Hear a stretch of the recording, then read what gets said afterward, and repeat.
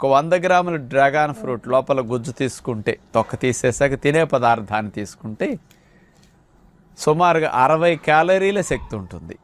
ఇతర ఫ్రూట్స్ వలె దానిమ్మ, యాపిల్ ఇవన్నీ సుమారుగా అదే క్యాలరీలు, ఈ పండు కూడా అదే క్యాలరీలు. కాకపోతే సైజ్ అట్లా ఉంటుంది కానండి, క్యాలరీస్ అంత ఎక్కువ కాదు, ఇబ్బంది లేదు, ఎవరైనా వాడుకోవచ్చు అనమాట. ఇందులో కార్బోహైడ్రేట్స్ ఓన్లీ 13% మాత్రమే ఉంటాయి పిండి పదార్థాలు. ఫైబర్ మాత్రం 3 గ్రామ్స్ ఫైబర్ ఉందన్నమాట. కొవ్వులు అసలు ఉండవు, 0. అట్లాగే ప్రోటీన్ 1.2 గ్రామ్ ప్రోటీన్ ఉంటుందన్నమాట 100 గ్రాముల్లో తీసుకుంటే. ఇది డ్రాగన్ ఫ్రూట్లో ఉన్న విషయాలు. ఇక ఇందులో మెయిన్గా చెప్పుకోదగ్గది ఏంటంటే మినరల్స్ బాగా ఉంటాయి అన్నమాట.